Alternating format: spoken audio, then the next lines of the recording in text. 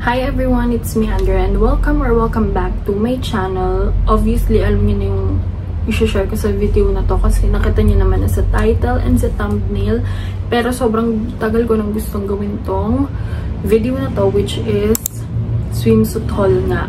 Wala na tong parang try on video kasi naipon lang tong mga swimsuit ko and gusto ko lang siyang talagang gawan ng video since super dami ko ng swimsuit. I mean, hindi naman super dami, pero marami na siya and naipon na talaga since bili ako ng bili ng mga swimsuit every time na may upcoming beach trip kami or ako. And ayoko kasi nag-uulit ng swimsuit, lalo na kung yung pupuntahan ko is talagang dream destination ko or gustong-gusto kong mapuntahan. And gusto ko siyang, or kaya ako siya ginawa ng video ngayon kasi nga sabi ko, gusto ko siyang gawa ng video bago ko i-dispose, i-let go itong mga swimsuit na to. Pero bago tayo mag-start sa haul, please like this video, subscribe to my channel, follow me on Instagram, and without further ado, let's get started. Kung makikita nyo, ayan, yung nasa likod ko is isang luggage na yung aking mga swimsuit. Yung iba dyan, nabili ko sa Shopee, yung iba Shopee, Shein, TikTok, and then sa Facebook. Lately, mula nung nagbuhol ako, sa Facebook na ako nabili ng swimsuit, which is sa Isaklo. By the way, lalagay ko na lang yung link ng mga pinagbilhan ko nitong mga swimsuit na to. So, umpisahan ko na muna dito sa hawak kong swimsuit. Medyo crumpled siya or parang nagkanda, ano-ano na siya. Gulo-gulo kasi nga nasa luggage na yung mga swimsuit ko. Para dun sa cabin ko, hindi na siya, makadagdag ng space. Itong swimsuit na to, sa Vida Swimwear to, which is from Shopee. Super ganda ng mga swimsuit dito. This one is self-tie. As you can see, pag ganyan siya, para siyang ang tawag dito, yung shell, diba? Tapos yung underwear niya, of course, self-tie din. Ayan siya. Ganyan. So, ginamit ko lang to sa Zambales isang beses. Sa Zambales ko lang ata to nagamit. Saan pa ba? Oo, dun lang. Sa Zambales lang. Wala na akong matandaan na ibang pinagamitan ko nito. Next is itong parang ito yung pinakauna kong nabiling swimsuit. Itong printed na to. Ayan. Alam ko, marami nang familiar sa inyo dito. And tinanggal ko yung pinakabakal niya dito. Kasi nga masakit siya sa diba? Sa may under boobs. And then, yung lock nito is, ayan, pag ganyan. And then, nagamit ko sa Batangas last year, April 2023. Nagamit ko siya sa Batangas for picture and yung bra nito, pinang partner ko sa short. Next is ito. Ang tagal na nito rin sa akin. Ayan siya, parang paganyan. Basta paganyan siya. I-insert ko na lang yung try-on. Yung suot ko siya, try-on haul tuloy. Ayan siya. Tapos yung partner niya is ito. High waist na parang pa-short style siya, pa-panty short. Basta ganyan. Ito, ang tagal na rin ito sa akin. 2021 or 2022. Sa staycation ko rin dapat ito gagamitin. Pero, saan ko ba siya nagamit? Nakalimutan ko na rin. Basta sa Airbnb ko lang din to nagamit. Hindi ko to nagamit sa beach. Next is, ito yung never ko nagamit. And for me, one of my worst swimsuit na nabili ko. Or na meron ako. Basta ganito siya. Pa-bodysuit siya. Medyo komplikado to. Nakabuhol yung sa may gilid. Ayan. Tapos yung underwear niya is ganito. Basta sobrang complicated nito. Binili ko to nung nitong year lang. Mag-aurora nga ako. Kaso, never ko siyang nagamit. Sobrang komplikado. Ayun, kung nakikita nyo. Talagang parang twisted swimsuit siya. And wala akong try on ito. Pero sinama ko lang din dito sa haul na to kasi nga, sayang naman. Hindi ko yan nagamit, as in. Next is itong colorful. Yung nakikita nyo sa background kanina. This one ay ginamit ko sa Pagbilao, Quezon noong February. Ito, bet na bet ko yung panty niya. Or itong pangbaba. Kasi high waist, tapos maganda yung quality ng tela. And super pakak na pakak yan nung nagamit ko sa Pagbilao. Tapos, ito naman yung pantaas niya. This one is Shein. Large ulit, of course. Yung pantaas niya, tube type. Maganda rin to. And yung foam, maganda. Pag ganyan siya. Next is itong parang animal print. Ito, mahilig ako sa mga animal print talaga. I don't know why. This one, 2 beses ko na siya nagamit. Nagamit ko to sa Zambales and sa Norzagaray. Ayan. Tinanggal, ay hindi, may bakal pa pala siya.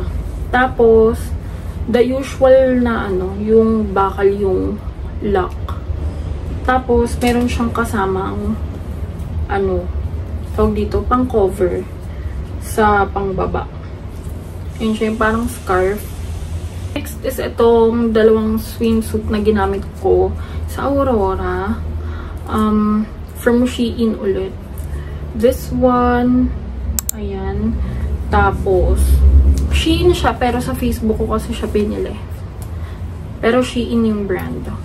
Baka sakaling makita nyo sa Shein. Tapos, ito yung pangtaas. Maganda rin to. This one, favorite ko rin tong, na to. Plain yung pantaas niya. Ito, basta ganyan yung pang top. Tapos, yung underwear niya iba. Siya? Printed. Pero, ito kasing swimsuit na to, ginamit ko sa Aurora. And, yung picture ko, na ito yung suot ko, yun yung mga favorite kong pictures ko nung nag-Aurora kami. So, ayan. Last one na ginamit ko sa Aurora is ito. From Shein din siya. One of my favorite din. Although, maliit tong bra sa akin. Pero, carry naman na itawid. And then, self-tie din yung kanyang underwear or itong panty niya. Ayan.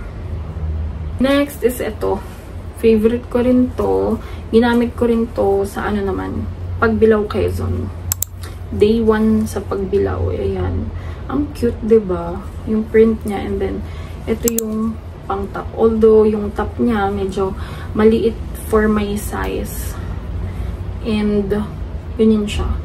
Pero, gusto ko kasi yung print niya. And, bet ko rin yung mga pictures ko nung suot ko to. Next is itong yun ang favorite kong swimsuit kasi yellow siya. Favorite color ko. Ayan. And then, yung meron din siyang underwear or yung bakal sa ilalim. Ganyan siya. Tignan nyo lang sa picture na i-insert ko kung ano itsura niya pag suot. And then, may parang scarf din siyang kasama or yung parang pang cover up. Ito, ginamit ko to sa Zambales. Sinuot ko rin siya nung parang post-birthday celebration ko last year sa Heroes Hotel. Next is ito. Hindi ko siya mapakita ng maayos, pero tignan nyo na lang sa try-on. This one ay bodysuit siya. Tapos, pa-chain yung gilid niya. Maganda to. Bet na bet ko to. One of my favorite. Ginamit ko lang siya sa Triple P campsite.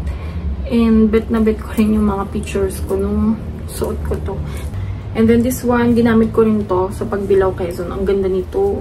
Favorite ko rin to. Ang ganda kasi ng quality nito. Ayan. Ginamit ko to nung pumunta kami sa Bantakay Falls. So, may Atimonan. Ayan siya. Magkaiba talaga siya. Pero ang ganda ng quality nito. And yung foam, buong buo pa. Next is ito. Itong mga to, pa-tube type siya. Itong isa na suot ko to sa Bohol. Nagamit ko siya sa Bohol.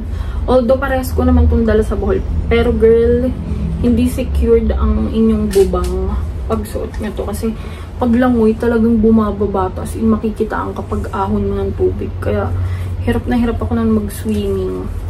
Kasi nga, parang pag ahon mo, ayan, makikita na ang iyong bubang. So, ito rin yung isa. Ganun din, pa-tube type. Ito never ko nagamit. Dinala ko lang sa Bohol, pero hindi ko naman na nasuot kasi nga, ang hassle na, yan siya, pag ganyan. Ang liit talaga niya, oh. Next is, yung ginamit ko sa LU. If napanood nyo yung LU vlog ko. Ayan. This one, nagamit ko na rin to sa staycation. isang beses. Ang ganda nito. Yan yung texture ng fabric. Tapos yung kanyang bra. Ayan, hindi kinakalawang yung bakal dyan. Itong mga last pieces na ipapakita ko is ito talaga yung mga favorite kong swimsuit. And gandang-ganda ako. This one next. Sa Zambales, nagamit ko to. Ginamit ko rin siya nung post-birthday celebration ko sa Heroes Hotel. Ganda nito. Panited. Rib knitted. Ganun yung atake ng tela. Ayan siya. Tapos, yan. Super sexy, super nice. Nakakaputi rin yung color niya. Next is ang isa sa mga gamit kong swimsuit before mula 2022. Yan. 2022. Tama. Yan. Binili ko to sa kabatch ko nung high school. Pero Shein din to. Pero nilalive kasi nila sa Facebook. Tapos, ito yung kanyang pangbaba. Gamit na gamit ko to. May mga times nga na ginagamit ko siyang pangbahay. Wala, trip ko lang. Pero ito, yung mga ginamit ko sa Bohol. Ito, mga binili ko talaga to nung magbobohol nga ako. Kasi, gusto ko bongga yung, bongga yung swimsuit na isasuot ko. Ito, tinanggal ko lang yung foam kasi nung nilaban. Pero bodysuit siya. Tapos, tinatali sa likodan. Medyo mahaba yung tali niya. And, medyo maproseso yung pagtali sa kanya. Pero, ang ganda nito kapag suot na. Pwede rin siyang gamitin, alam niyo, yung pang bodysuit na pwede siyang i-partner sa pants or short. Tapos, para siyang nakatuck-in lang, ganun. Next na binili ko, second to the last na to. And, ginamit ko rin siya sa Bohol. This one. Saktong-sakto sa Chocolate Hills, gano'n. Pero syempre, hindi ko to sinuot sa Chocolate Hills. I mean, yung color niya kasi. Basta, ang ganda nito. Grabe. Sa Facebook ko na to nabili kay Isa Closet by Isa. Ayun siya. Ang ganda ng quality. Tingnan nyo naman yung niya, pads. Hindi siya yung humihiwalay or natatanggal sa dito sa may, parang nakatahi na siya talaga.